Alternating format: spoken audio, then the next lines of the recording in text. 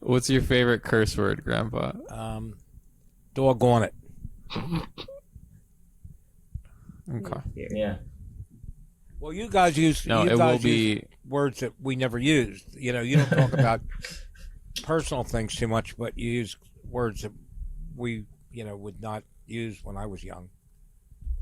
Like pontificate. What word begins with F and ends with UCK? That's a fire truck. Firstly, people have used that word on the show all the time. Just be better at it. Fire truck, the one I'm thinking of. All right, I got you. Wait, did old people not say fuck back in the day? Usually not. No. Really? You don't remember that was like the worst thing you could say? You know who said that? A guy named Soupy Sales. You know who he was? He had a show with children, and he finally got kicked off the air. But he asked him what word begins with F and ends with UCK, and it was fire truck. And he had a children's show, and then also he told the children to go to their mother's pocketbook and take out some money, and he gave them an address to send it to. It's a little nuts. That's great. We got Brandon waiting. What's up? No, I'm sorry. Other Brandon is waiting. Brandon. Oh, I'm pulling up the sign in. They can't hear us, right? I don't think so. Brandon. You can't let him know he's not other Brandon. Don't let him know he's other Brandon. Yeah. I don't know if he can see that, but whenever I used to send clean feed links, I would like just put other Brandon just to not confuse myself. I don't know if he sees that. I had it wrong, Sierra. It's called Irredeemable. Irredeemable is the comic series, but it seems this is kind of crazy. But anyway, I mean, what's more entertaining than an angry, vicious god? You know? Yeah, no. The trope ain't broke. I enjoyed it. Oh shit, yeah. Sierra! I got I just checked the sign up. We got a full house roster. Yeah, I know. And I was just telling them that you put in your email that they would get half an hour. Yeah, I was right? Okay. I said that more of the none of this is it's been great. It's we haven't started the show yet. It'll be fine. In the email I was like, we have a special offer tonight. Everybody who signs up for a half-hour spot gets a half an hour, and we're gonna put your social media in the show notes just because I needed something. Whoever signs up for a half-hour slot actually gets that. Well, yeah, but like, then people like Azumi and Brandon clicked on the 15-minute one. They don't need that. They don't need that type of. They don't need. They don't need 30 minutes. They don't need 30 minutes to get done what they're trying to get done. Yeah, they don't need those little gifts of 15 more than I need. 15. They got it. All right. They're pros. Grandpa, you want to introduce the show and get this shit fucking rolling? Podcasting will be a thrill. Grandpa and Chill, grandson and friends. Podcasting Grandpa and Chill will be a thrill. Grandson and friends. With your hosts, Grandpa Barton, Brandon Fox, Phines Jackson, and Sierra Dawes. This is Grandpa and Chill.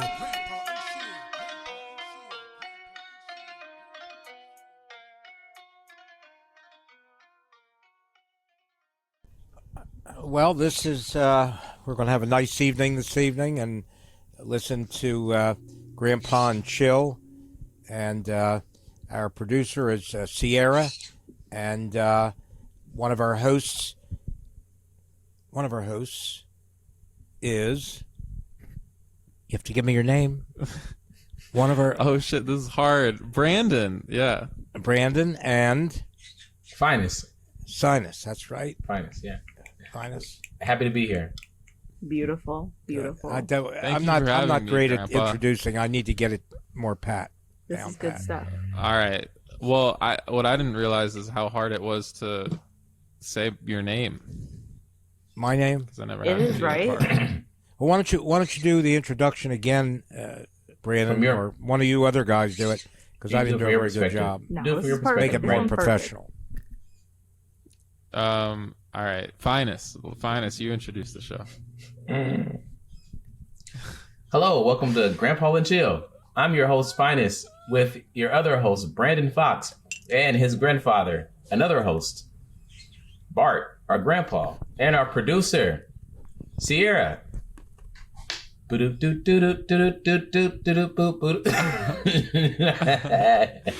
Yo, my favorite is when you do the boop boop boop, and then it starts playing the music. That's so cool. Like this. Boom, grandpa. Okay.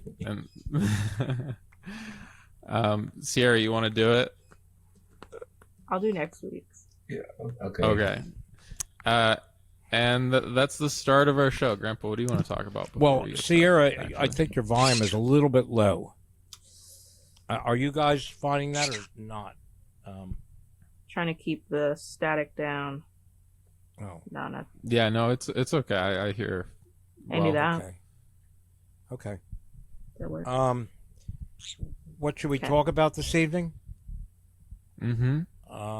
Well, do you want to discuss all the people that are dying in Brazil Oh, from COVID? sure. Do you know what's going on there? I assume having the a- same thing that's been going on because I haven't really heard about any big changes in like leadership, but I've mostly just been hearing about India. What's going on there? Yeah. What's going on in Brazil? That's very not large number of deaths, and it's increasing very rapidly. Hmm. Do they have a variant there, or is it just like more of the same? I hadn't heard that there was a variant, but I'm not certain. Mm-hmm. I gotta get this bird off my back. So you still can't hear us? I can hear you. You can't hear us? Yes. How long have you been able to hear us? Just the now. whole time. Oh Yeah. my god. We need to let people in. Oh yeah. All right. We have guests. Who is Les here as well? I'm letting Les and Brandon in. All right. Oh my god. Hello. Les. Hello, How are you how are doing? you? Hi Hello. Brandon, how you doing? I'm good. Can anybody hear me? Loud. Oh, yeah, you're yeah. Oh mighty yeah, loud. Yeah. a little loud on your volume, Wes. A bit on the loud side. So Les, we hear you've written. There we go. Can you hear me? Okay, Oh, great. God, yes. Pull away from the mic, Les. Yeah. Too close to your face. Very loud. Yeah. It's How very about that? Is that better? Oh yeah, that's Still good. very loud? loud. No, that's good. That's good. Yeah, a little. Yeah. No, it's Too loud. How about that? Yeah, That's better? that's better. Good. That's good. Well, hang on Yeah. just a minute. Starts hitting the mic. Just It's gonna get. Yeah, a I'm sorry. scream This is the machine. first time I've been on this setup with you guys. Yeah. It's been a while. Nice. It has been. Well, I'm down at North Myrtle Beach on some vacation time. And yeah, Oh, so nice. this is the book that I wrote. It is called, let's see, is it backwards? Yeah, it's backwards. Ooh, no. I Anyway, can it's see it. called The Attempted Murder of George Harrison. George Harrison. The person. George Harrison. Like, From the Beatles. yeah. Okay. I didn't know there was another George Harrison. Yeah, that's Nice. you're probably a little young, Phines, for George Harrison, but anyway, that is an event that happened on December the 30th. He lived, when he was alive, he lived in a mansion called Friar Park in Henley-on-Thames in England, and 34-acre mansion, and it was supposed to have security, but it didn't. And a guy broke into the house and attacked George Harrison and his wife Olivia. And so George almost died from that. Now, Wow. what I've got in this book are details. Most of the people that you talk to, they say, yeah, we remember that George Harrison was attacked, and something happened. And that's all they know. But there's a lot more information to the story, because it wasn't just two victims, George and Olivia Harrison, but the third victim was the attacker. Because the guy who attacked them was an undiagnosed schizophrenic. And he had been through the national health system in England, and he was a drug addict. He had all these visions and things, and he thought that the Beatles were trying to kill him. He thought he was possessed by George Harrison, and the only way that he could get rid of that was to kill George Harrison, and then that would get rid of the possession. That was his line of thinking. And he went through psychiatrist after psychiatrist. His mother took him, and he was, 33 when he made the attack. But nobody diagnosed him as being schizophrenic. They all thought that he was just a drug addict and that he was a waste of their time, and they wouldn't deal with him. So it's really a sad story on his part, that if he would have been properly treated, then this would have never happened. Can you give the listeners, who are some of them meeting you for the first time, a little background on your writing, what you do, how you got interested? Yeah, I'm a retired pastor, and I've been writing. Being a pastor, you write 2 or 3 sermons a week, so you do a lot of writing. And I've been writing most of my adult life, short stories and things like that. I have 2 or 3 other books on Amazon. Anyway, I've just always been interested in writing. I was pretty good at it. And the Beatles they came about in 1964. First time I saw them was on the Ed Sullivan Show in 1964, and I was 13 years old. Me and Grandpa are getting on up there, aren't we, Grandpa? Yeah. I think so, yeah. But so I became a Beatlemaniac like most everybody else. And it's hard, I think it's hard for people who weren't there to fully understand the significance and the impact of these 4 guys on the culture of the world. Because they changed the way that people looked, they changed the way that people dressed, they changed the music. If it wasn't for the Beatles, you wouldn't have had the Eagles, you wouldn't have had Billie Eilish. Rolling Stones. They were the ones that kind of started everything. And you went from Pat Boone to the Beatles, who are rocking it out like Chuck Berry, taking old Chuck Berry songs and things like that. And they've combed their hair down and long hair, and everybody's got a crew cut and all that. So it's just a huge cultural shock. Would you agree with that, Grandpa?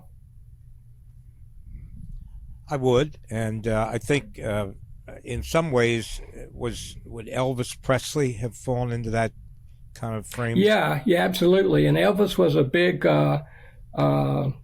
had a big influence on the Beatles as well. Elvis was I guess you'd call him the first huge rock and roll star, and they learned a lot from Elvis. And it's interesting. John Lennon, who was kind of the leader of the Beatles, said that Elvis was good, but whenever he went into the army, they killed him. So basically, before he went into the army, he was like a rock and roller that would shake his legs and he would dance. And the people at the time thought that he was so lewd that they would only show him from the chest up whenever he was on a television show, because of his dancing, which really was very tame compared to today, was offensive to people. So, but anyway, that was the first step. But the Beatles were the first part of the British invasion. After they come in, you had Dave Clark 5, you had Herman's Hermits, you had Jerry and the Pacemakers. You had just a plethora of groups of bands from England come over, and it's called the British Invasion. And they basically dominated the charts for several years. It just changed everything. So, but this thing, there have been hundreds, perhaps even thousands of books written on the Beatles, analyzing every little thing in their songs and all that, but there never has been a book written about this attack. And the thing about this is that George Harrison had lung cancer in 1997, and he went into remission. And then after he was attacked here, 18 months later, he died of cancer that came back in his lungs and spread to his brain. And many people said that because of the attack, he was so weak that he wasn't able to fight it off. And I go into this book and I go into delving into PTSD and what effects that has on the body and the immune system and all that. And I think that really kind of supports that idea about the trauma of the attack can have an impact on physical illness. Yeah. Definitely stress causes problems. Yeah. So, Brandon, how are you doing? I'm doing good. How are you? You're doing good. What have you been up to? Not much. I mean, lately I've been focusing on my comedy. That's starting back up, and now the places are starting to open back up now that I guess the vaccine's going out, and so it's like I'm glad that's happening. So I've been trying to focus into that. Sierra, do you have a way to turn your volume up a bit, or is that a problem? I'm worried if I turn it up, it will.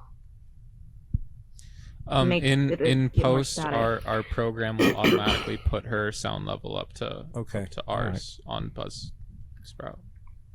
Is it hard to hear me? I hear you. Okay, I can hear you. Yeah. I'll be louder.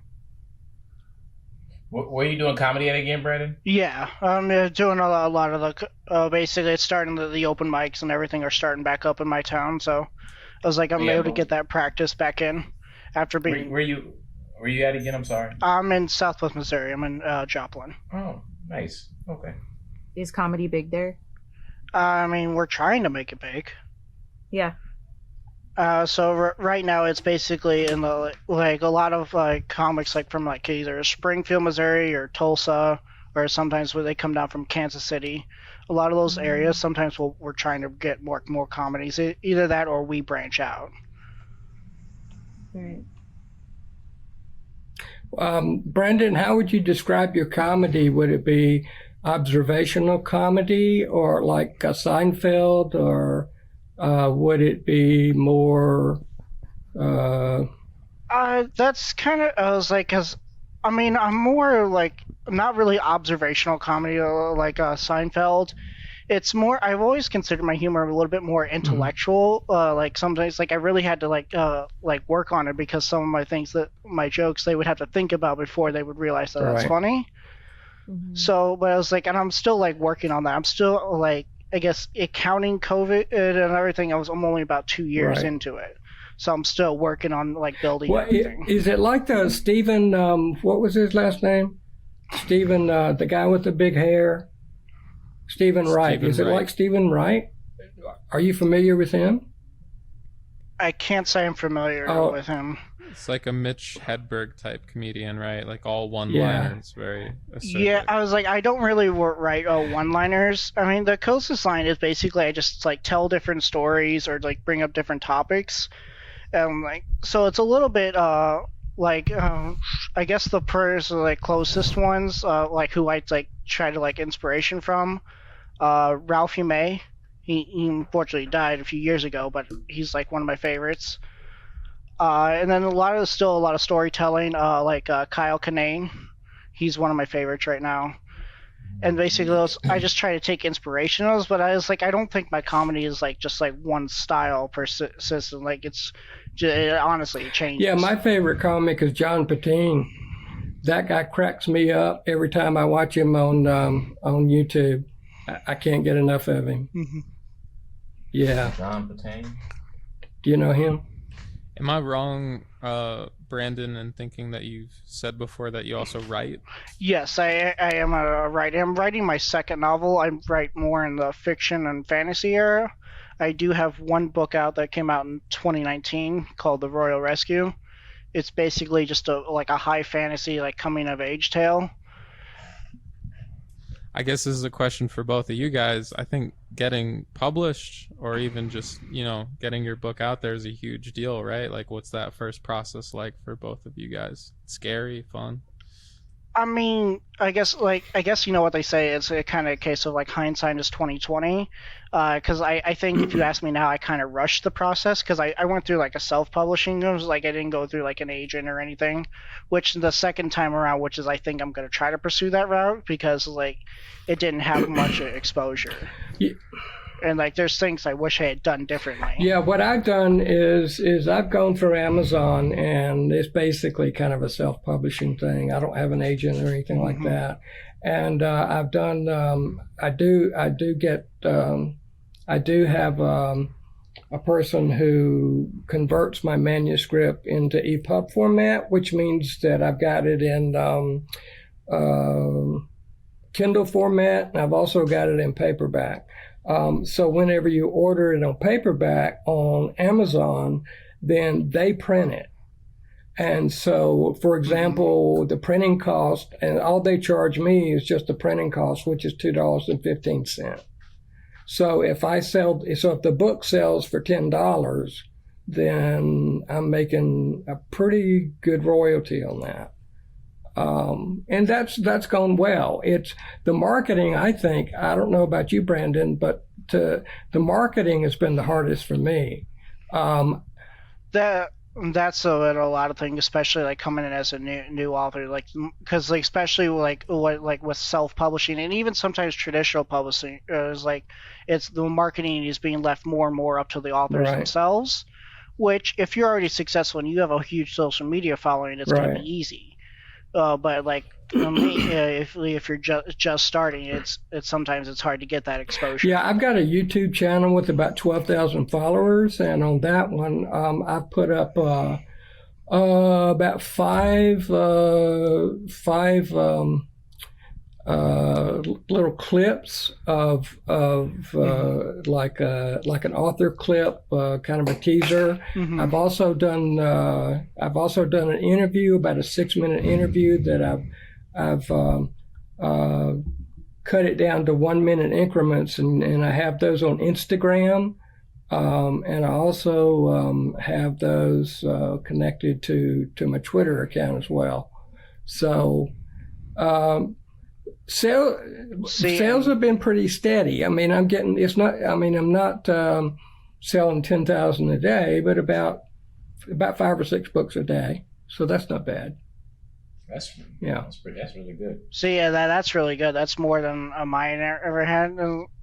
And so it's like I hoping like when I actually what I'm planning to do is like when I get the second book ready, I'm probably gonna like try to fix up the first book and like probably try like a re-releasing of that, and then leave that out and then release the second book. Yeah, the other thing I'm doing is I also do voiceover, and so I'm going to do an Audible book on mine as well. So basically, you do that for free, and then you distribute it through Amazon by a process called ACX, and so I'll have it in all formats. I'll have it in Kindle and paperback and in audiobook, and we'll see what happens. Wow. How did you grow that viewership, Les? Just through how long has that YouTube channel been About going? 14 years. Oh, okay. Yeah, I got in pretty early. I have some Hank Williams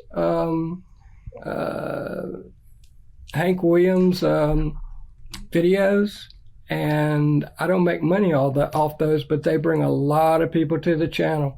I've got one Hank Williams video, Lovesick Blues, and I get about 5,000 hits a day on that one video. What is Hank Williams? Hank Williams was a country music guy back in the late 40s, and he died in like 1951. But he wrote, Jambalaya. It's just a lot of standards that the country artists and even the pop artists sing. Let's see, I'm drawing a blank now, but he's extremely popular. Let me just put it that way. Go to Google and Google Hank Williams, and you'll find all you need to know. Got you. And so you had like a VCR, and uploading that sort of brought a lot of traffic. No, we actually were in the DVD phase back then. DVD. Wasn't quite that old. you had an etching on metal. Yeah. Crochet right. concert. Yeah. No, I just I found some audio of the song, and then I put together through iMovie. I put together some video, and just uploaded it, and it just kind of went viral with the people who like those kinds of music. So it's targeted toward a specific audience, and then I have a number of other things like that brings in quite a few. So even though people aren't coming there to look at my book, trailers and things like that, they're exposed to it. So yeah. Why not? Got you. So you just happening to have these old Hank Williams Stones, whatever Stones. DVDs, having that sort of helped your book a lot. It's helping. Like. Yeah, it's helping.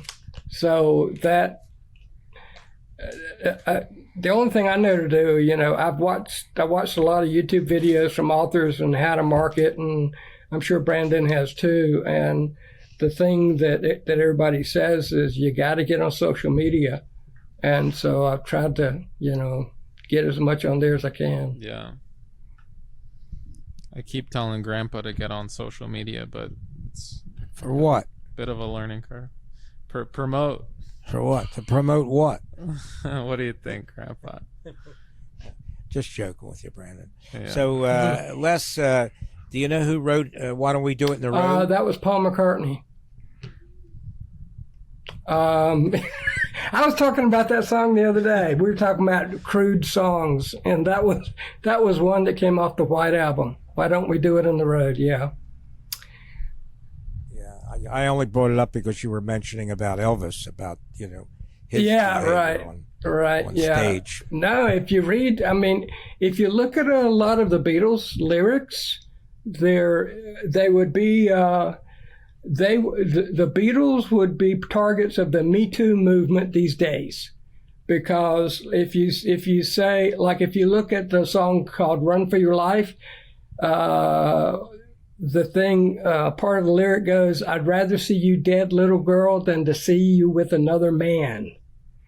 That lyric probably wouldn't go over today, but there's a little bit of that, because that was just the way it was back then. And I guess you can like certainly like bring the point up of that as like maybe it's kind of still that way. Only I think people have gotten a lot better at disguising it. Like take like going back to the comedy a second, because people it's like there's such like clean and like blue comedy, but like if you could like all clean comedy is basically you find ways to say things without actually saying them. And I still like the biggest master of it today is still Disney. Like if you go back and watch a lot of the old Disney movies, like that you watched as a kid and watch them as an adult, you'd be like, okay, like how they get that through.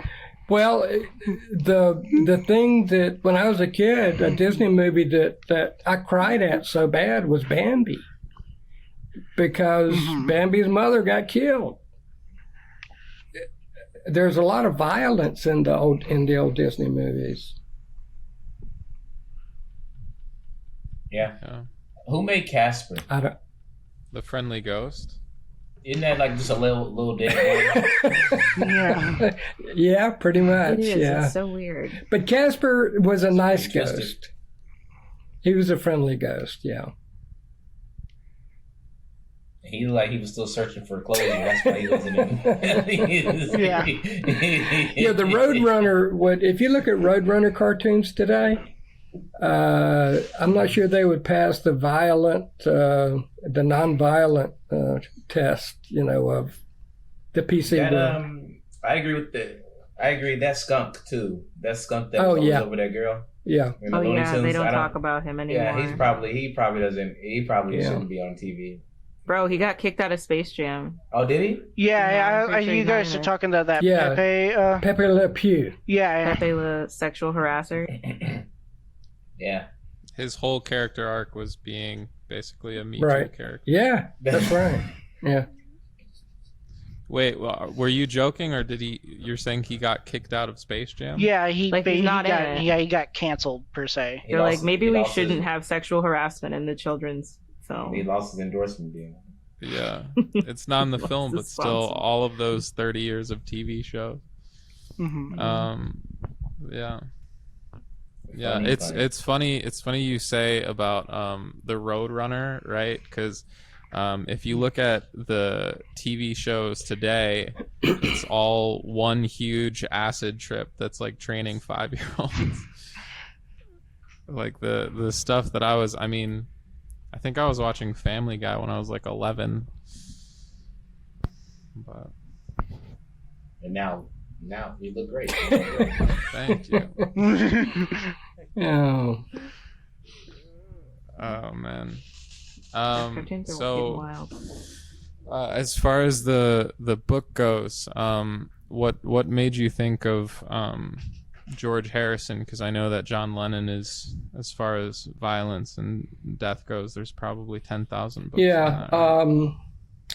Well, I think, like I said earlier, I was a Beatle maniac, and the rest of my life I've been a Beatle aficionado. I can't pronounce that word right, but I read a lot on them. I still love to hear their music. I've got all their albums. I play vinyl on my record player, and with all the scratches and stuff, it's still good.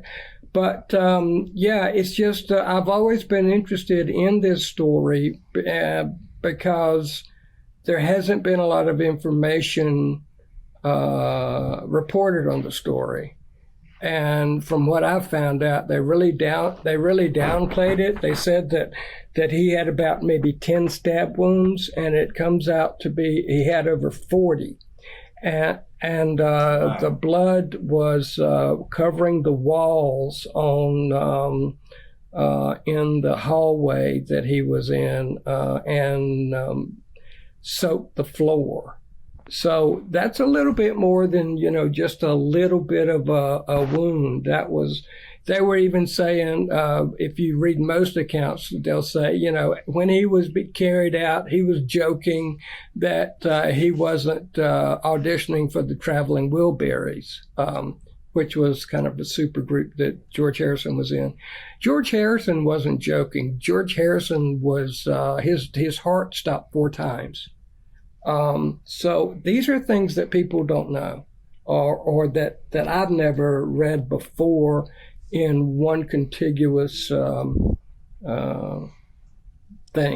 Well, you said Harrison got stabbed 40 times and survived. I don't even know how that's possible. I was thinking the same thing. It sounds very similar to Get Rich and Die Trying that 50 Cent was in, but he got shot. Okay. Yeah. 8 Not times. 40 times, but no, not 40 times, but 8. still, Yeah. you can't bring a good musician down. Apparently, Yeah. It was a country. Yeah. Well, dang. Yeah. Sounds like they were a pretty rough group. Yeah, well, hopefully, it'll bring to light what really happened, and because I think that a lot of Beatle fans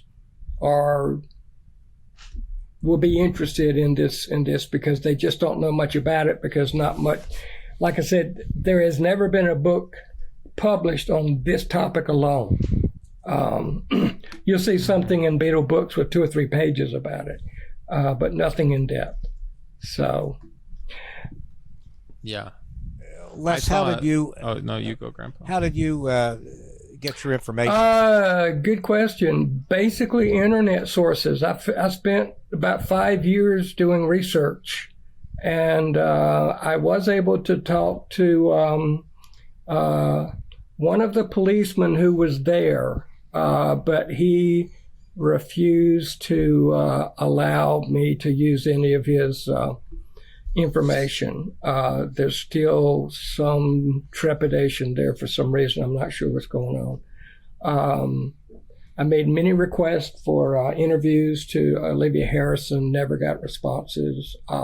So most of it, I was going to say, I did get quite a bit of help from the Henley Standard, which is the the local newspaper at Henley on Thames.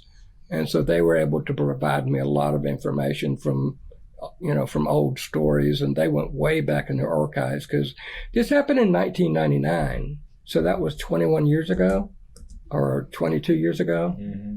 And so mainly internet sources, though.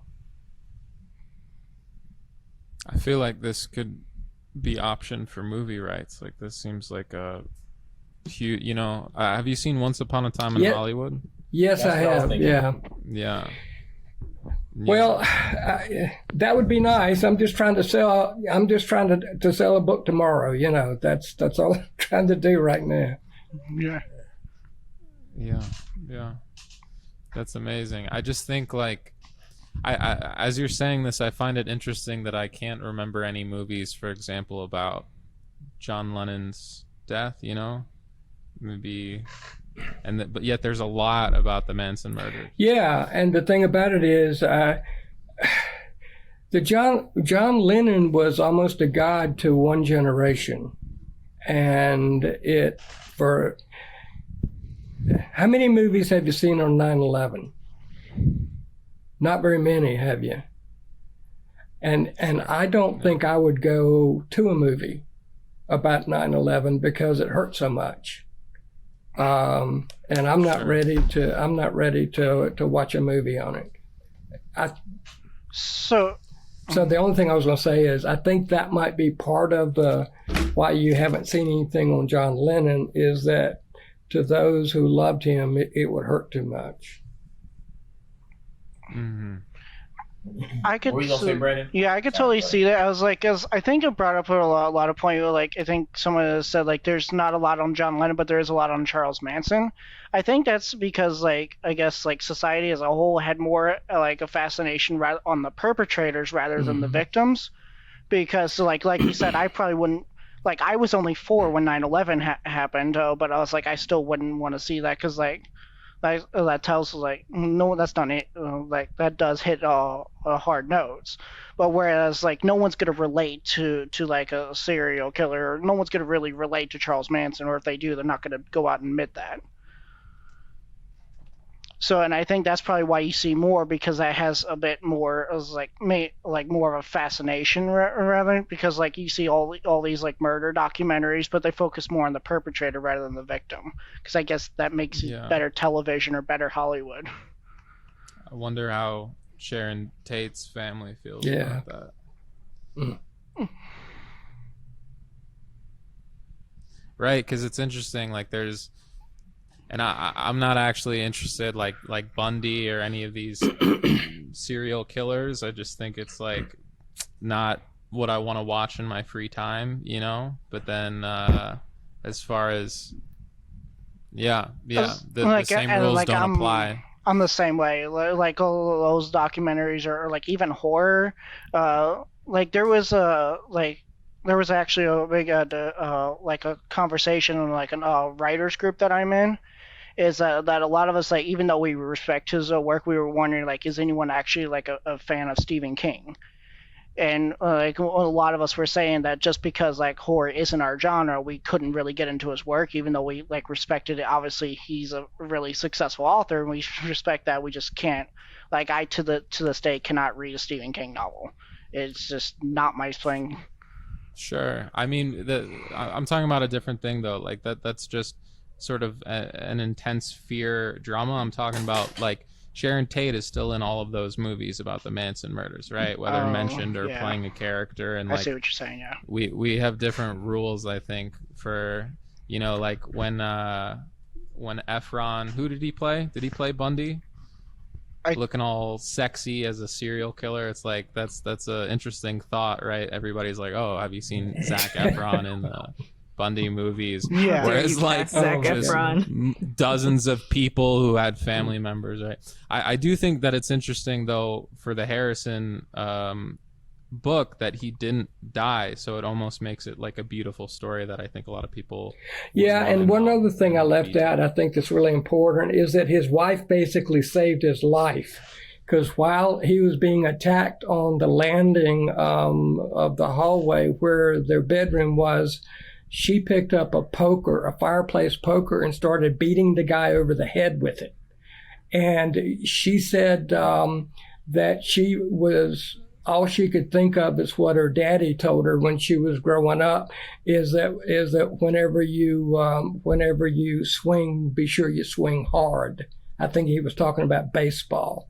And that's all she could think about. And then he turned around and started to attack her.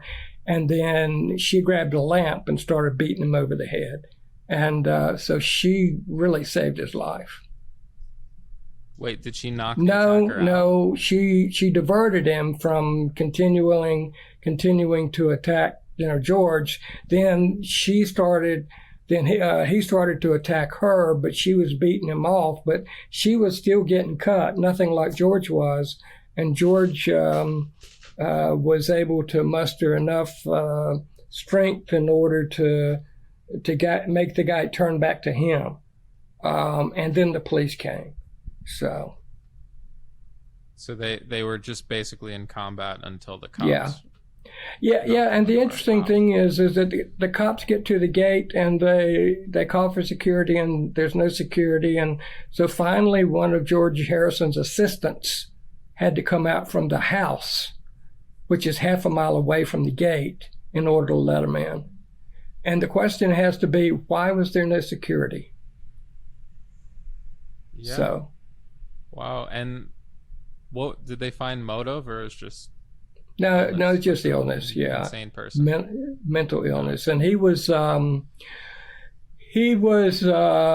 not guilty due to insanity, and Yeah, and he was put in a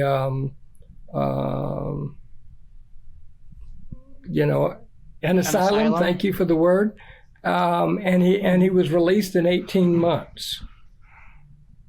So they said that he's on meds and he's okay. So they released him in 18 months. So he stayed in an asylum for 18 months for such a vicious attack. And then the interesting thing is that he got a job. He got hired by an agency, a government agency that the people help those who don't know how to handle things. And so these people advise people on how to live their life. And he got one of those jobs. Have you tried stabbing someone 40 times? Have you tried that? I mean, it's just crazy. It's crazy. The United States of insanity. Yeah, but this was England, though. So, but anyway, we have our next guest waiting in the wings here. It's been nice to see you guys. Nice talking to you, Les. Thank you so much, Les.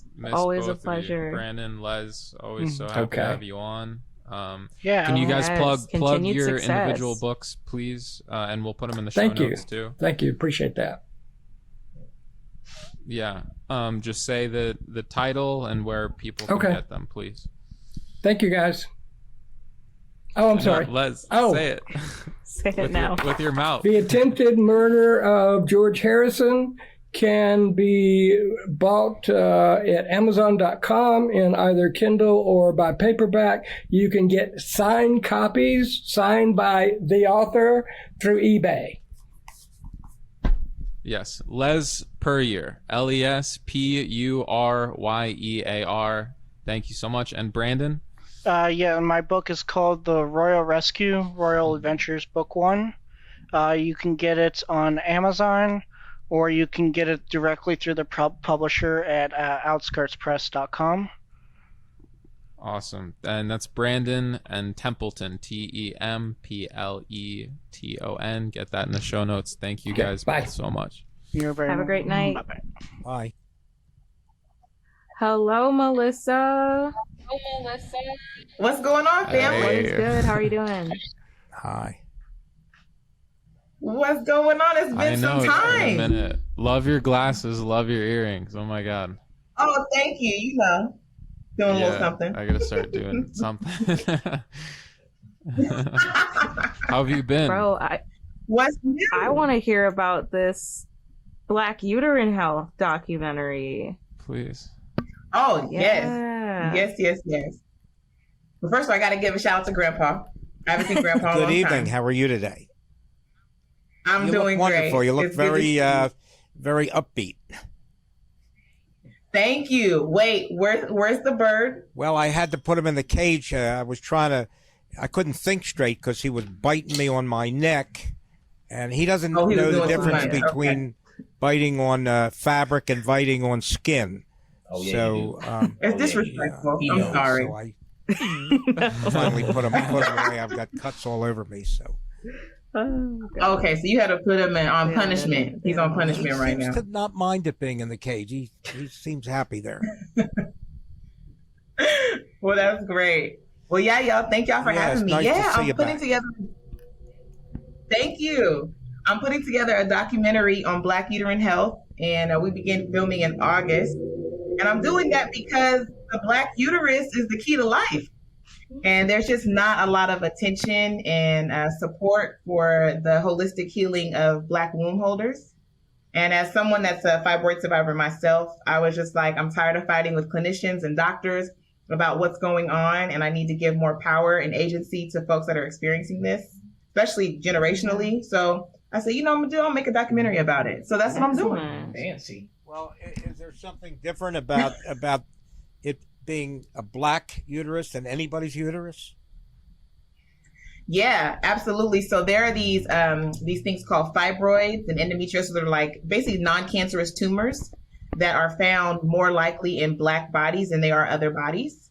And there's a lot of speculation on why that is. But what it does is it makes it hard for people to have children or to be intimate with one another or just make their cycles terrible.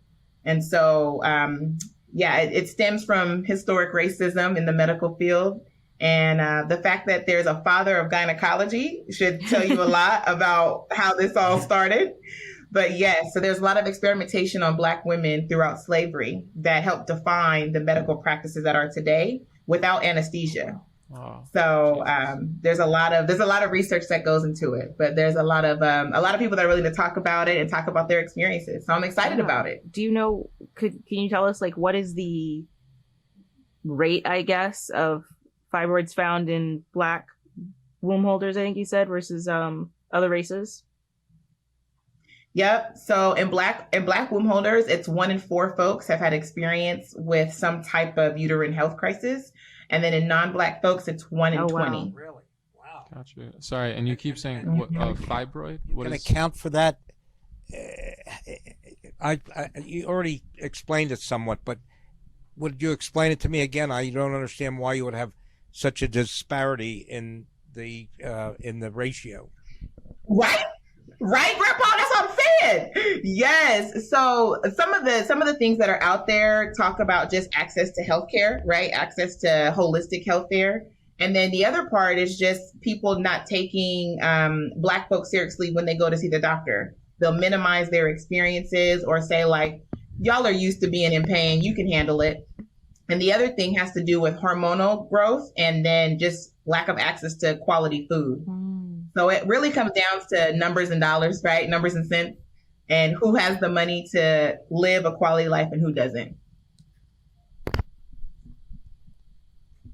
You said something, Brandon. I'm sorry. Can you just explain? You keep saying fibroid. I'm sorry. I'm not very familiar. Yeah, they're basic fibroids is the name of these tumors. There's these small tumors, and depending on where they sit, will determine whether or not you can actually hold a baby in your uterus or not. So sometimes they're on the outside of the uterus, sometimes they're on the inside, sometimes they're in the lining of it. So yeah, and you may have heard people say, "Oh, I have endometriosis," or things like that. Yeah. So they're all in the same family. And what are some of the things like a path to good health in sort of curing those? Yeah, so for some folks, they go into immediate surgery because it's just too much. They just which is kind of hard because you remove the whole womb, right? So if you want to have a family, and especially if you feel like this is your right in the world, and they just take it away from you, it really makes people feel really bad. Sometimes you go into menopause right away because you took the entire womb out. So your body activates into menopause, and you could be 25. Oh my God. Yeah. Another thing is sometimes people get this thing called, I think it's arthroscopy, where they burn the lining, which means they don't take the entire uterus, but you can never get pregnant. Oh, wow. So that's kind of like a mind shift for folks. And then for other folks, they just deal with it because they're ashamed to talk about it because they feel like their body doesn't work. So they just kind of suffer in silence. Yeah, it's kind of a lot. It's kind of a lot, which is why I want to talk about it. What got you interested in this to specialize in that particular area? Because I have fibroids, and it took a Black nurse to pull me aside in my medical appointment almost 12 years ago to say "Hey sis, this is what's really going on. Don't let them do surgery on you. This is how you live a better life." And if she wouldn't have done that, I would have never known what was going on because the doctor told me, I couldn't have surgery and that there was nothing I can do. And at the time I was 21 and I was really going through it. Well, and then I found out I wasn't alone. And I was like, oh my gosh, what is going on? Yeah, well, it looks like it helped you a lot. You seem very healthy, very upbeat and robust. You know what? Thank you. I've been trying to drink my water. Well, you seem very robust. Thank you. Really, I mean, you helped to wake me up. Thank you, Grandpa. You're the best. There's so many different forms of bullshit that people of color and especially Black people have to go through for their own care constantly. Right. I want to say it was Wanda Sykes. I can't remember. It was somebody. I remember it was some comedian I was watching one day who was complaining about how, they have a big surgery and they have, this and that, and they got a big procedure, and, they tell you you're going to have to recoup for 4 to 6 weeks and all this stuff and all these instructions, all this follow-up care. And then they wheel you out the hospital and they give you, ibuprofen, like just some generic ibuprofen. Right. And it's like, when white people go to the doctor, they get Vicodin, they get just straight morphine mailed to them. Like, right. It's true. It's true. I mean, I've had Black women will tell me, the doctor will tell them, I can't believe you can't handle this pain. Don't y'all always handle this pain? Like, this is from their actual physician. Or someone saying, we have enough Black people in the world. Why do you even want to have kids? Like, physicians literally telling people in their appointment while they're suffering. And other people are just not getting that. Or people are telling people like, oh yeah, you have to have surgery. And then white folks get to go in there and they get holistic treatment. They get, healthy food options. They get, definitely clinicians for all kind of, there's a womb holistic clinician. You get to go to therapy, and that's going to be free of charge because you need to heal from that. And then there's a marriage counselor, and then there's a sex therapist. There's like all these different clinicians that they get access to, and Black folks get surgery. And it's Sorry, and it's so interesting that you describe all this because my experience, my longest dealing with experience in that regard has kind of been the opposite, where I had a problem and I was dealing with like pain and not even being able to accomplish like basic tasks every day. And I went to the doctor, and for several years, I couldn't even get an MRI because they were worried about my womb. They're like, oh, well, you may want to have a child someday. So we typically don't do MRIs on women your age because, we don't want to risk anything happening that if you decide to have children. I'm like, bro, this sounds bad, but I'm going to like drop this baby down the stairs because I literally physically can't hold it. What do you mean? What do you mean? Until I have what? It was ridiculous because I'm only 23, and this was several years ago. They were like, can't risk it. No way, ma'am. Can't do it. Right. Well, it is a little bit off the subject, but it's unfortunate today that physicians can't prescribe painkillers when people need them because there's drug addicts taking advantage of them. And they happen to know, they've done through studies that people that have painkillers, unless they overdo it, actually heal more quickly from whatever their issues are. But they're not prescribing them because they're afraid of being ostracized or whatever from the government, because everything with the government is black or white. There's no in-between situation. So what you're saying, sort of similarity, although what you're talking about is different, but they're just not giving people the relief that they should be getting because of issues that shouldn't really be affecting this thing. Anyhow, excuse me for all that. And we can really get into how Big Pharma is the biggest drug dealer out here. We can get into it, right? But it's all systematically put together, right? And there's a gain for folks that comes down to straight dollars. And people will do anything to make sure they have more dollars and to protect human life. It's just what it is. And we're seeing it today with the mismanagement of COVID by state, by county, by nation. Some nations you can really see that they care, and some are like, y'all all right. Y'all gonna be all right. Yeah, we were just talking a little bit about that when we first started recording. How do you get it? How do you get your word across to people? How do you contact,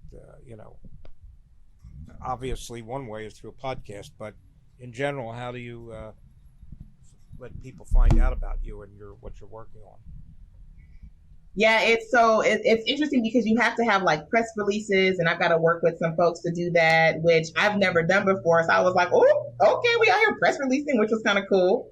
And then also to have like casting calls. Like I've been a part of casting calls like myself, but I've never put a casting call out there. So I felt hella vulnerable. I was like, y'all see me? Y'all feel me? Y'all gonna like, so that was cool. And then the other thing is having a film release. So like you have to actually have like a launch for the film and invite, folks to come that really feel you or align with the work. and then get letters of support from these different companies. And so I'm knee deep in all of that right now. It is a lot, but I believe in this subject matter so much and the healing of it that I'm like, it's my heartbeat.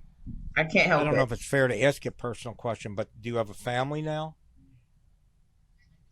I do have a family. Like, do I actually birth a child? Is that what you're asking? Right. Because you had mentioned. Yeah. No. Go ahead. I'm sorry. And you know what? To be honest with you, I never saw myself pregnant. I never, but I couldn't knew that I could do it. Like I was like, okay, so the humans inside of me got that down, but it has to come out, right? It has to either like be pushed out or cut out. Neither option sounds fun. I don't like it. And so I never wanted that process. Like I just never did. I remember saying like when I was younger, like, oh, I want hella kids. I want 7 sons. Oh my gosh. And my mom would be like, girl, please. So I'm like, it'd be your own mom sometimes. But she was right. I think I had glamorized the idea of like, oh my gosh, I want a baby, instead of recognizing like this baby will one day be a human that I'm solely responsible of. And do I have the capacity to manage them mentally, emotionally, spiritually, physically, right? God willing, till 18 and then beyond, you know? So that for me, once I downloaded that, was like, I'm gonna be a step parent. That works for me. Somebody else has already done a lot of the groundwork. Shout out to them. Not all heroes wear capes. And I can step in midway. And so that's what my family is right now. So I have a 16-year-old daughter that I share with my wife. And and I came in her life when she was 10 and a half. And there's a lot of children today that could need a home, you know, that want a home. Tremendous number. Yeah. So that's wonderful. And shout out to everybody out there having children. It is a brave decision. It really my natural father passed away when I was 5, and my mother remarried a wonderful man, and to me he was my father. I mean, absolutely the same as my father, you know. Yeah, shout out to all the step parents, the adopted parents that are out there putting in work for folks and creating families. You know, that's a big deal. Sometimes they kind of live in the shadows, but it's a big deal. Yeah. Well, kudos to all the stuff that you're doing, and all the stuff and the ways you're doing it. And it seems like you have a good hold of the way you're doing it. And I love how you articulated some of the systematic issues that are going with race, and the issues that were even in the reason why you even have to make a documentary is like, I tend to get a lot some when I'm talking to people that want to learn more about Black struggle and what's going on. A lot of the questions I do get by a grandpa are questions that they like. It's a well-meaning question, but it's like it's hard to explain because the whole system that we're in is so like makes it so convoluted that it's not just like a black and white answer. Right. This is a race thing, or it's not, because it's gone so far beyond it.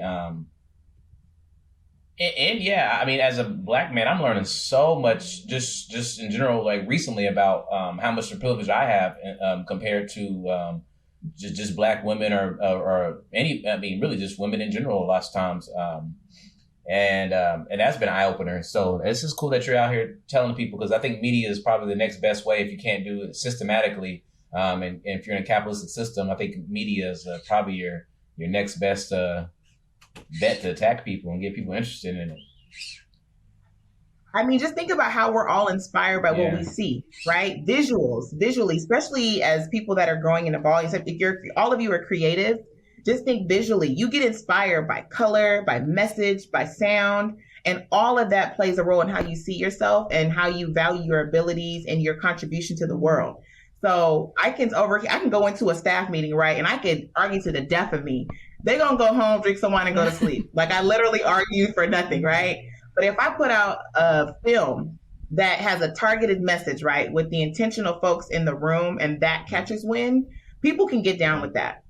People can get down with that. And I don't know what all, this will lead into, but I just know that this is something that I feel like I have, and I'll say it, I've had the privilege to experience and overcome in a way that I feel like it's my duty to help those that are still trying to figure out how to overcome, right? Not to control, but just to show like there's another option. You're not alone.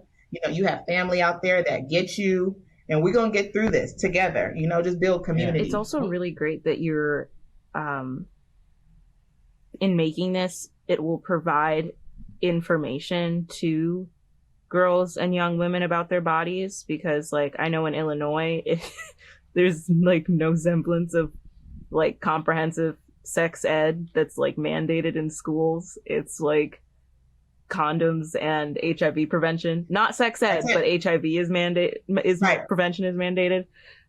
So that's really great that you're providing this information and also kind of explaining or, you know, kind of making clear to girls and women that, you know, you can ask questions and like it's okay to like challenge your healthcare professional, or if you think you're not being treated fairly or correctly, like you're more than entitled to actually like say something. Like it's not gonna, you're not gonna get blacklisted from healthcare or anything, you know?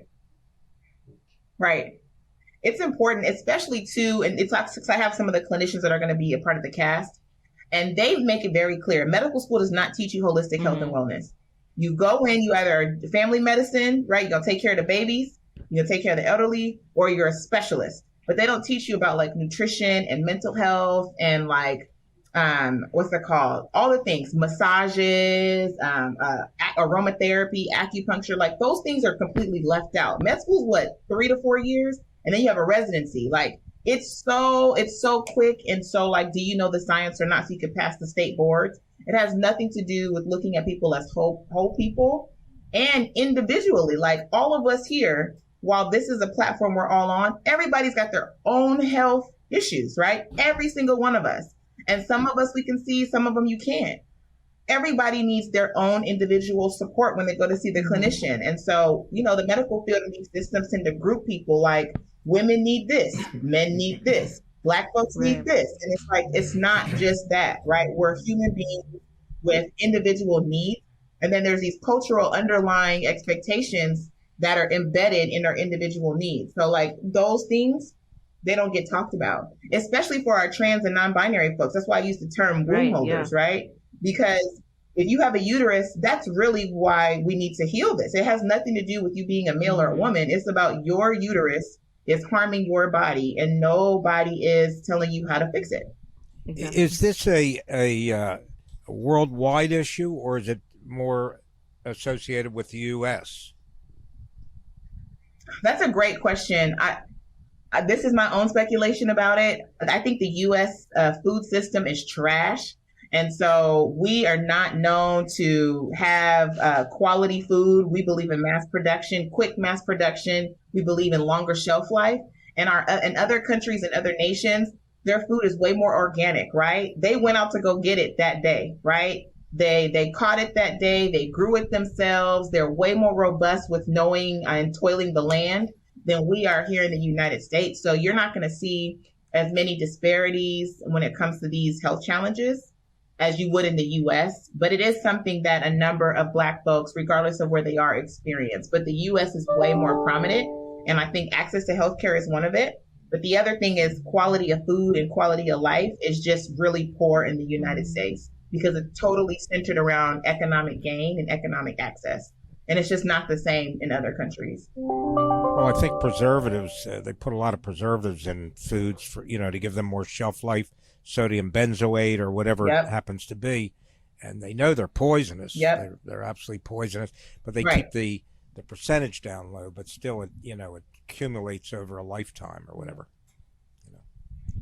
Right. And so all these internal illnesses, it's heavily connected to what we're allowing in our bodies, right? And on top of like hormone therapy and all of those things. So it's an amalgamation of all of it, but it's something that it's very like U.S. specific, just because we're not as organic as other countries. There's huge problems with plastics affecting like child birth rates in the country, like I think world, but U.S. specifically. And then also, I don't know in your research if you found this, but here, like, it's much more taboo than I feel in a lot of places to talk about sex and sexual education, especially for children. Like, it's so weird, but yeah, like even as a grown person, like I feel like a lot of people are like, oh, weird to talk about anything sex related, especially when it has to do with health or, I'm surprised. Isn't it so weird how everybody wants you to be good at sex, but they don't want to talk about it? Isn't that weird? People are like, good. I was going to say I'm surprised because when I was in junior high school and high school in the 50s, we had classes that they talked about sex, and I would have thought that it would have gotten more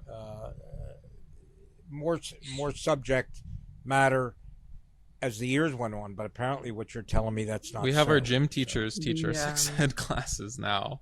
Like, I went to a Catholic high school, and I remember I got into health class. There was only one health class, one trimester, and it was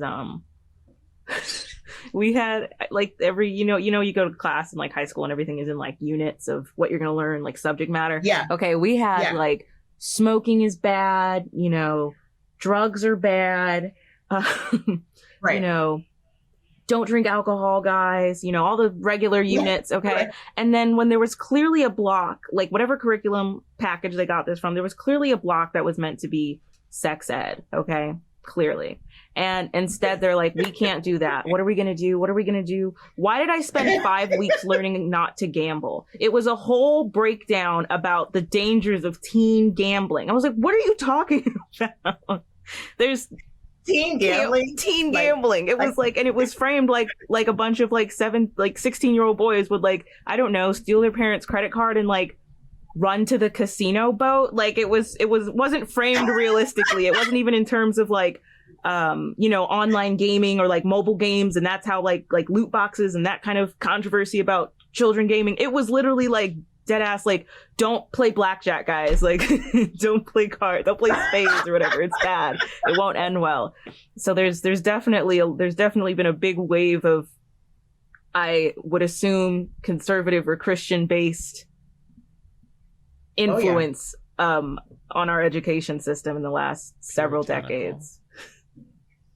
It's just really interesting because then, okay, come on, I see the growth. I see it. Yes. Okay, come on, growth.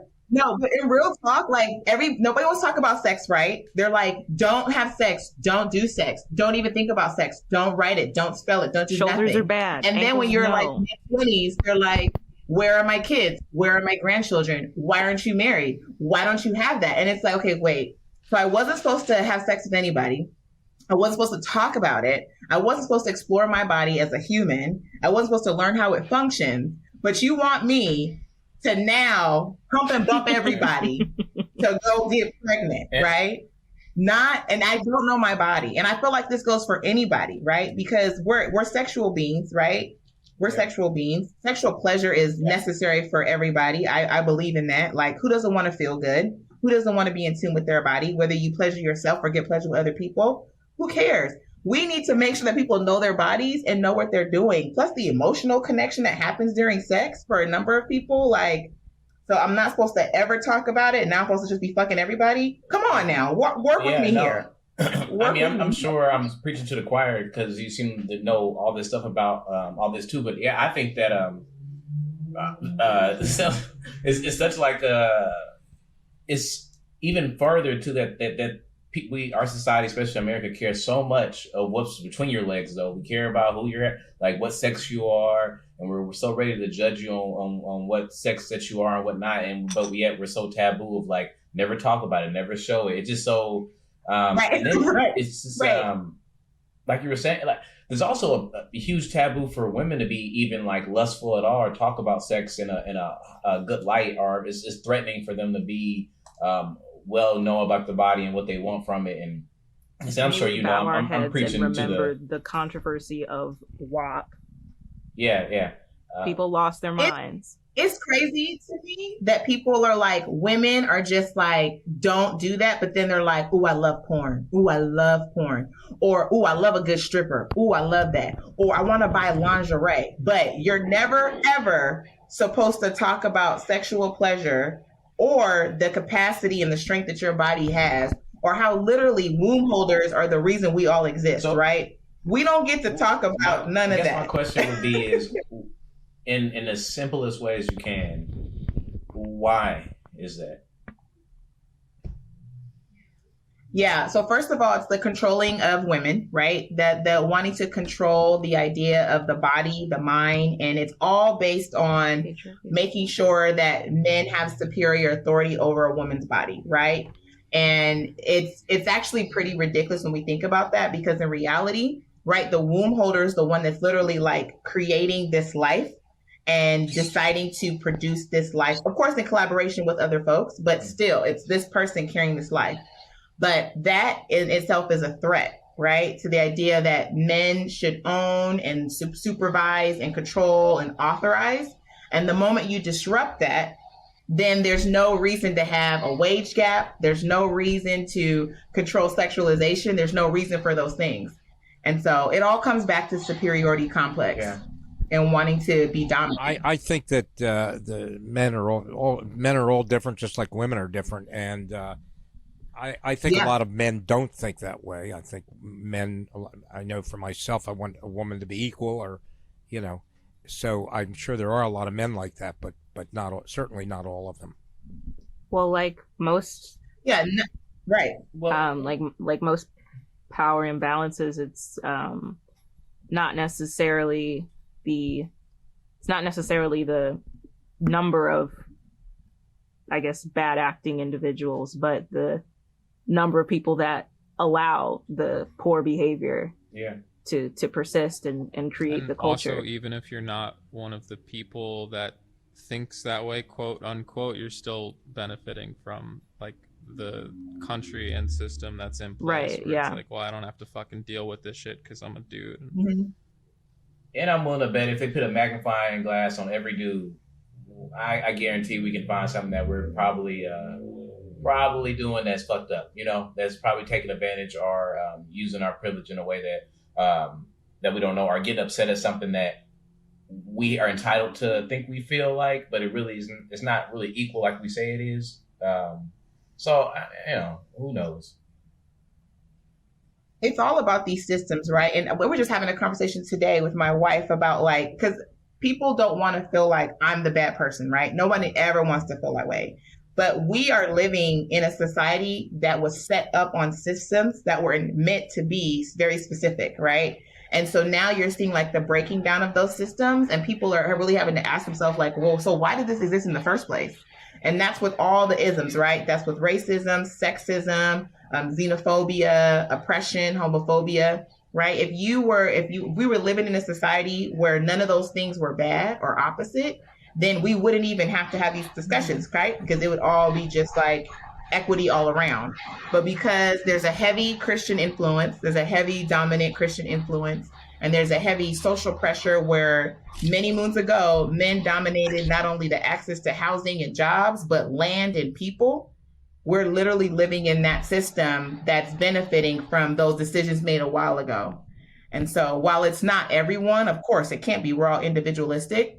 The roots of the way that we think and the way that we perceive are steeped in those historical frameworks. But I see things changing very rapidly right now. You know.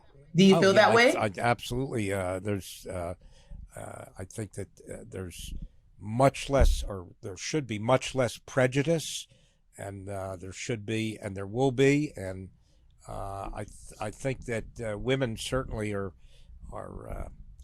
gaining a lot of stature in our society. There's no question about it. I think there's been a lot of change, and it's going to continue. And I'm hoping so. We got work to do. Yeah. I'm hoping so.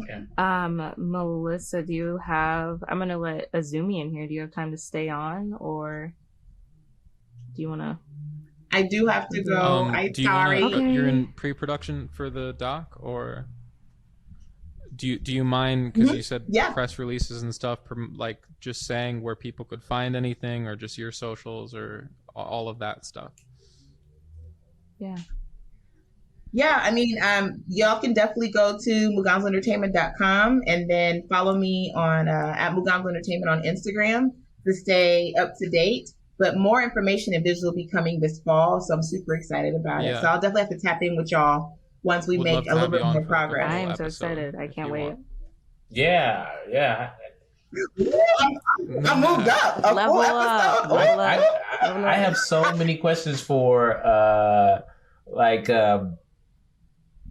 want to play devil's advocate. It's gonna be fun. Yeah, I want to see, because it's hard to be like into being such strong feminism and but living in. Give us devil's advocate on uterine health. Well, I mean, what? I'm like, what you want to ask? I mean that in a sense, like as an artist, how can you be an entrepreneur, and like as a documentary, like how do you expect to make money, and also like how do you fight for, like how do you try to make money in a capitalist system that's per patriarch, like stuff like that. Yes. Another day. Yeah, coming at me, Sierra. Go and you know what? Go ahead and try to sell me on the rest of Let me get my brain together. Slap boxing. Oh no. Y'all are the best. Thank y'all for your time today. I'm really happy I hopped on. Good to Why is hear everybody from you. dark? Why is everybody dark?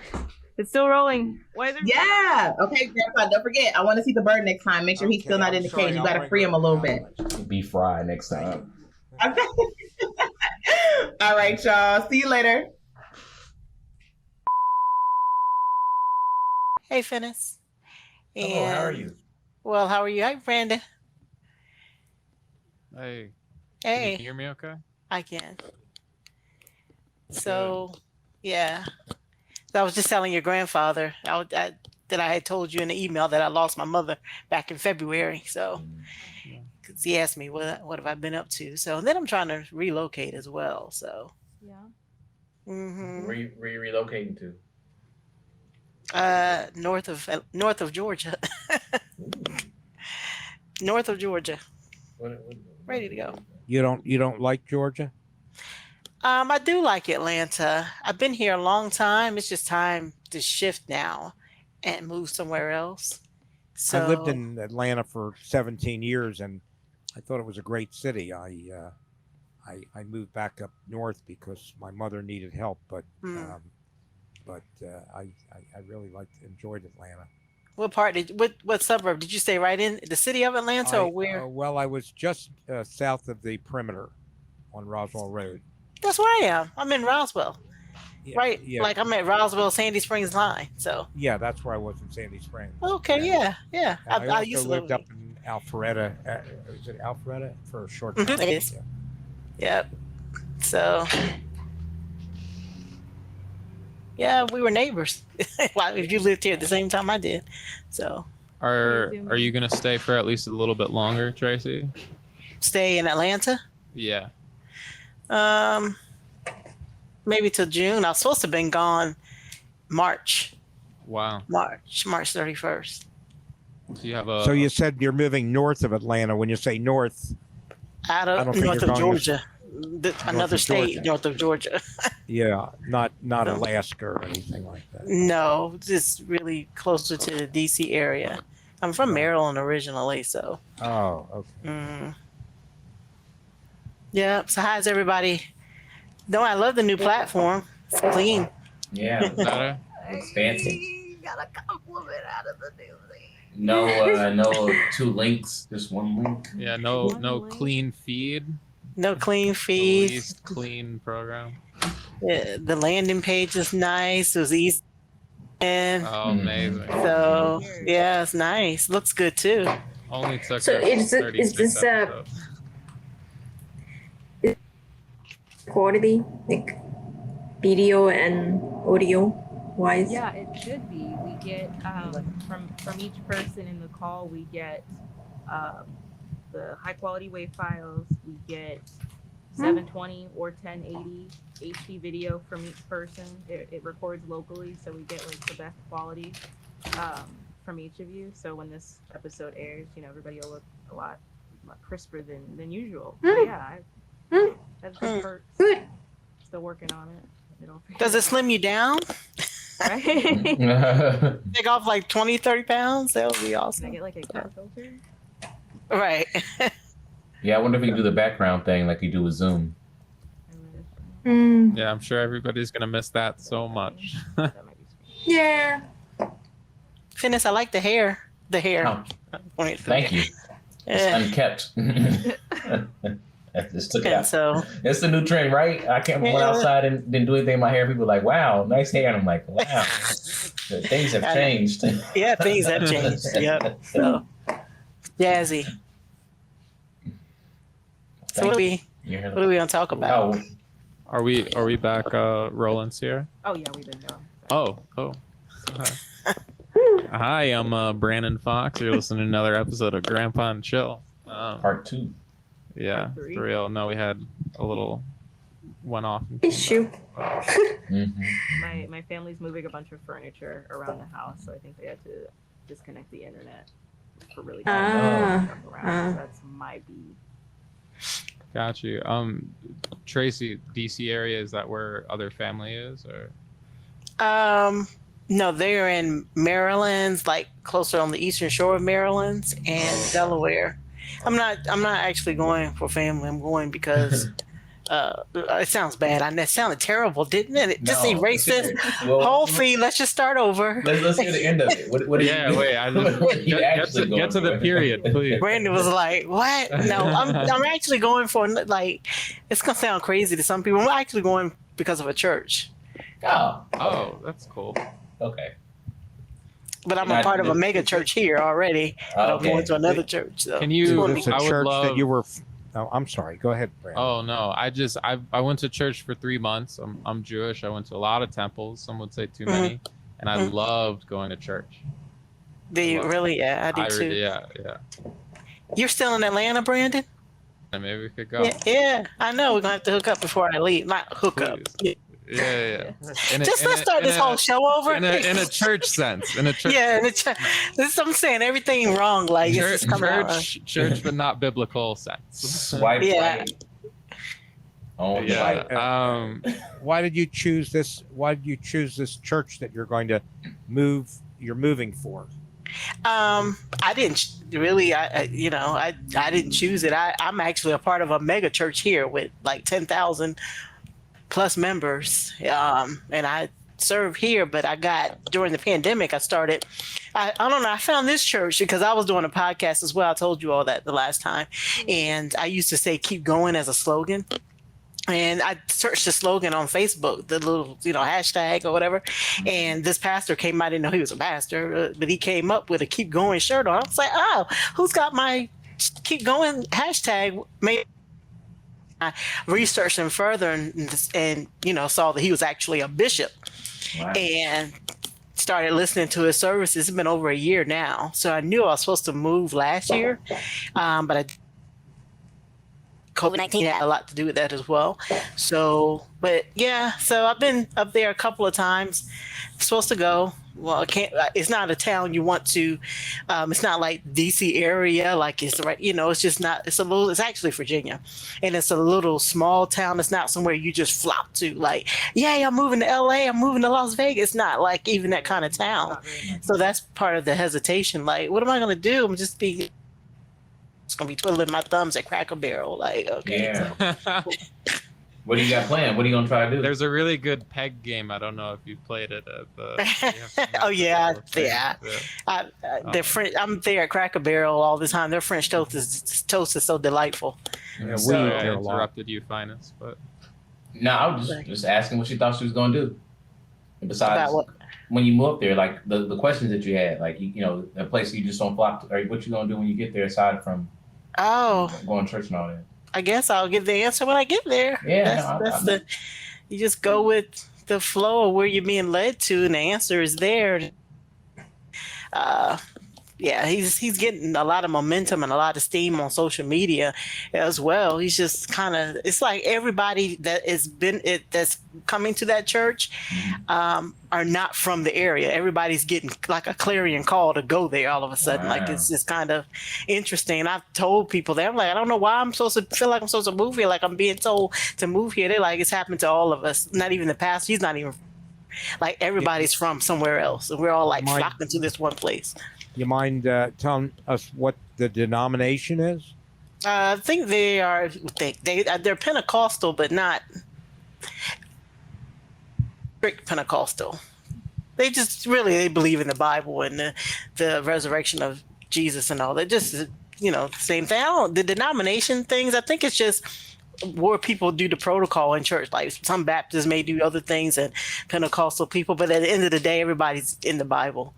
And everybody believes in the birth, resurrection, the birth, death, and resurrection of Jesus. That's, all the other stuff, whatever. So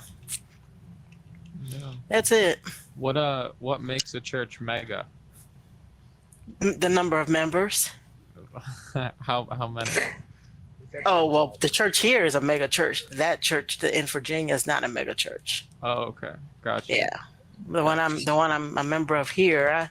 I actually dance. You know, I don't know you all. There's what they call liturgical.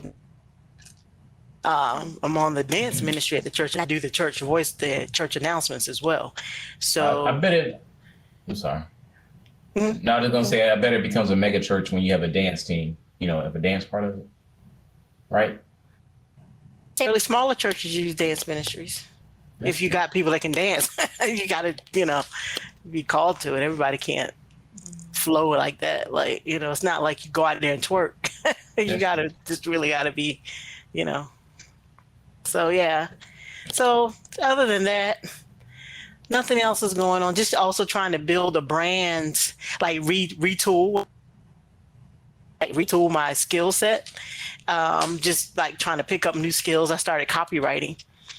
So a company actually let me, I'm own a business, but they let me freelance copyright for them, which is good because people don't usually bring you on unless you have experience. So I write well anyway. So this company is giving me a chance. So I've just been doing a little bit of freelance copywriting as well. It's a natural flow. So it's easy, like retool and think of other things to do. That's I think it must be really cool to sort of be involved in church so much where if you find one that draws you, like you're willing to make such a big move or change for it, right? Like you must be so passionate about it. Well, I think it's more God led than flesh led. Like it's not, like I said, it's not somewhere you like, yes, I'm moving to the town. It's Cracker not Barrel. even right. It's not even that. It's you really have to be. I think now, from my experience, you have to be led and know that this is where you. And I've prayed 1,000 times about this. I'm asking God. Like I don't know how familiar people you are with anyone that is with the Bible, but in the Bible, even Gideon, was asking God to confirm things by using a fleece. And I've done that 1,000 times, not necessarily a fleece, but God, if this is your will, then let a man ride by in a red car with a red suit on and red hair, and then if that happens, I'm like, okay, I know you did it, but one more time, if this is you, and I've been just trying to get a confirmation because like I said, it's not somewhere you want to go, but there's a purpose and a reason for it. And, I just have to go ahead and go with the flow. I don't have a lease where I'm staying. Was that last year? Just here, hanging out. So, yeah, it sounds like having faith. I used to do something similar. I'd put a key on a map and spin it around, and wherever direction it pointed, I would go in that direction. Yeah, that I want to do that too, but it keeps landing on Virginia for some reason. So I'm like, okay. You're like, turn it. Turn it just. Why can't it land on Greece, like Santorini, Greece, or Hawaii? Then I'll be like, yes, that's God. That's time to go. But like a person, give me, utilizing of your gifts and what you're being called to do. So yeah. How are you doing, Azumi? Sorry to how are you doing? No, it's Azumi? okay. Sorry to I was listening. leave you out. It's been sometimes some week I've been busy. Some of the weeks I'm not busy. But this week I got busy suddenly, out of nowhere. I had to get up 5:30. Those 3 days, and then I have to go to Philadelphia tomorrow night for film shooting and stay there and do the shooting on Thursday and Friday. Whoa. And I'll have other rehearsal, Zoom rehearsal on Saturday. So all the things happen at the same time. It's last couple weeks I have nothing. It's always like that, right? Yeah. Yeah, You're that's a acting in the movie. movies, Yeah. or Thank you. congratulations. What? That's And amazing. then it's been a while, Wow. going somewhere and staying didn't know that. over at the hotel. So I'm a little bit nervous. Have you had that experience before? Going somewhere like Philadelphia. Staying in a hotel for a movie shoot? Yeah, I've done that before this thing. I've been traveling a lot before the COVID. Got you. Right, Yeah. but this whole year, I didn't go anywhere. So Can I say one thing, or not advice, but so I recorded a podcast. You might have been on it, Azumi, from a hotel room on a movie shoot, and then right after, right afterwards, we had to, like, for quarantine purposes, get like delivery to our whatever, and there was this like really nice restaurant that I ordered delivery to. And I was like, you know what, I could like save a little bit of money, so I got like the same food, just like the cheapest option, and it like gave me like almost food poisoning, and it like ruined my. So I would say, like, treat yourself. What? Yeah. What is it? Because what did you get? I got a gyro, but I got like the greasiest. It was like a chicken salad that was like slimy, like the chicken was, yeah. And then I've told this story before, but they shut down the whole production because I asked for Pepto-Bismol. Yeah. Yeah, because they thought I had coronavirus because I ate slimy chicken salad and my stomach hurt. And I was told the whole time, I was like, I'm so fine. And they're like, he looks so pale. And I was like, you don't know me then. Like, yeah, very, very awful traumatic experience. But they shut down the whole shoot and cut an episode. But because of you. Yeah, publicly, I'm gonna. Yeah. No, it wasn't because of me. I later found out that they were using it as an excuse to like rehash all their COVID stuff. At least that's what I heard from a person. But you know, they'll never hear this. It's fine. But I'll tell you, I have a very, very strong stomach. Yeah. So it's like if when I eat something with somebody else, like let's say,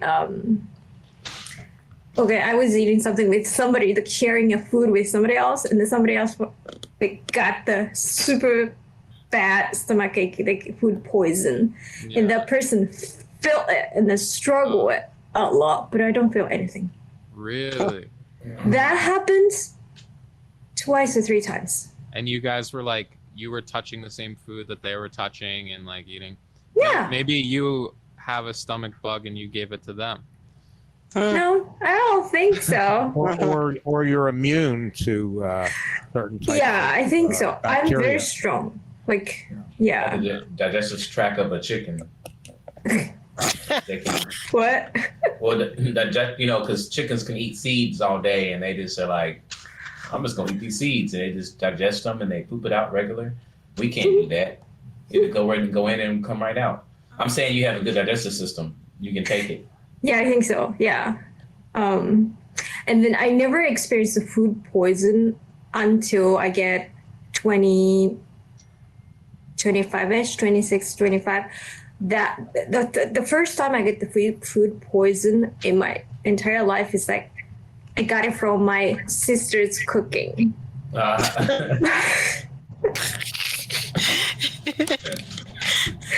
My sister cooked it for me at dinner, and she's not a good cook. She didn't cook for anybody else, right? Because She doesn't. Okay, good. She doesn't usually cook. Okay. So when I was with her, when I was staying with her, I usually cook for her, and then I think she got jealous because I'm a good cook, and then she wants to show off how good she is, and then she did like vegetables and meat cooked together, and then that was the first time I got the food poison, and that was bad. I hear that story, and I have 2 siblings, and I'm like, she definitely fucking poisoned you. Like, I was gonna say, bro, that might be on you a little bit. I would never eat something my sibling made me. I know better. Well, I grew up, we weren't allowed to eat people's food at all. like outside of the house. And so even now, of course, me and my sister are grown and she lives in Delaware, but if she cooks, I still wouldn't eat her food. Now I'm just so used to, because someone poisoned his girlfriend and killed him. So ever since then, it's been off limits for us to eat anybody's food. So, and I did get food poisoning from Golden Corral years ago. I haven't been there since. It's just nasty. Oh, it's the worst. I thought I was going to die. Like, it's the worst stomach feeling ever. Wait, go back right before the Golden Corral. What did you say? I don't remember. Something about someone killed someone. Oh, my mother, uncle, his girlfriend invited him over for dinner and poisoned him and killed him. So we weren't allowed to, I didn't know him, so we weren't allowed to, not that that makes it. We weren't allowed to.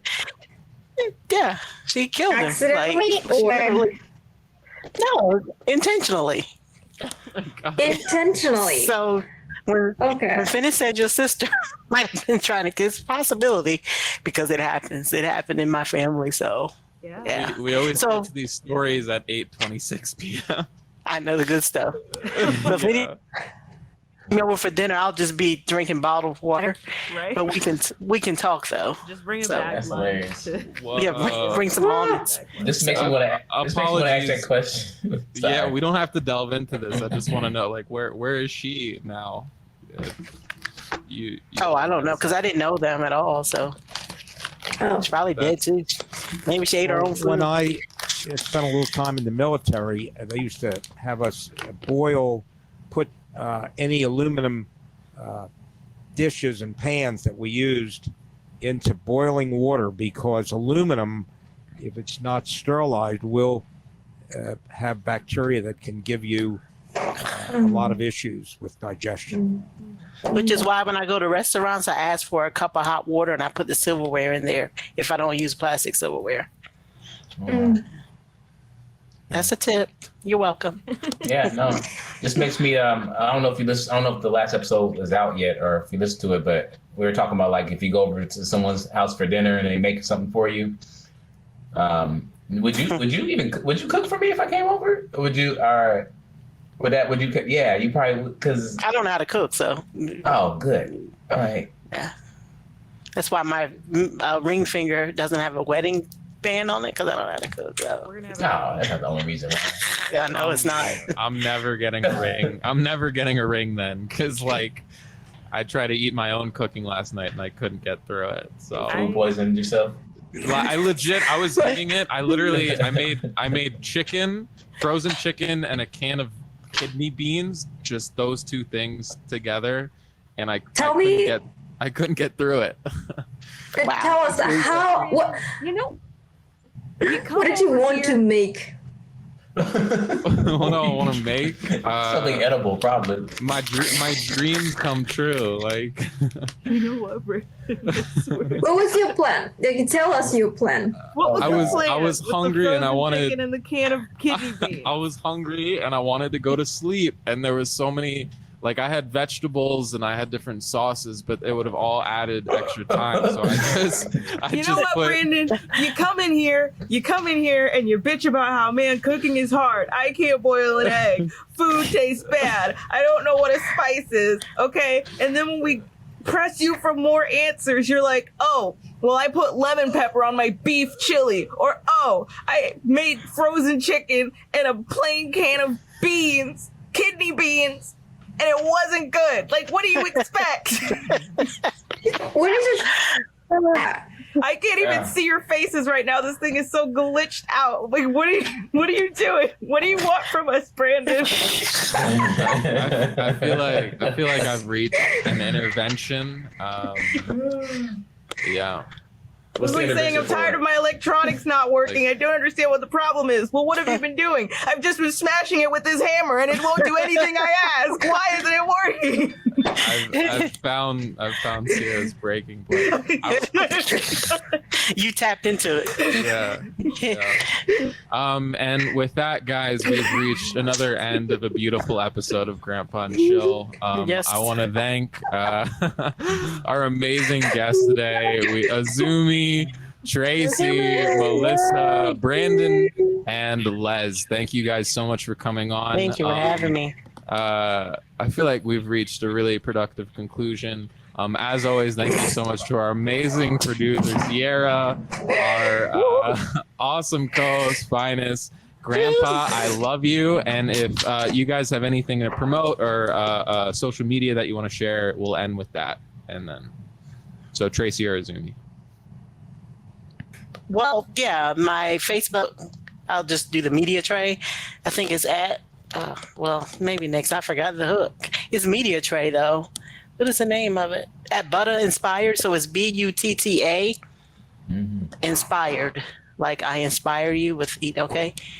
And then my business is at, or what is it? TALC, T as in Tango, Charlie _ LLC for Tracy a la carte LLC. Thank you. Azumi. Yeah, so if you Google my name, I'm pretty much the only one Azumi Tsutsui in the whole world. Maybe, I don't know. But so my first name Azumi. My last name is a little tricky. TSUTSUI. And Instagram is this name with no space between AZUMI, TSUTSUI. Oh, Azumi, I see you. You're an actress model. Oh, you Googled it? Yeah, I got my phone. Oh, that's so fast. We're going to put those in the show notes as well. I'll get on that. I got to run. I got to cook some dinner now. Oh, gosh. Okay, the next Love all you guys. He's gonna get a hammer and hit. He's gonna get a hammer and hit a can over and over again. If you don't see me, you know where I'll be. And, So the next episode will be Brandon's cooking.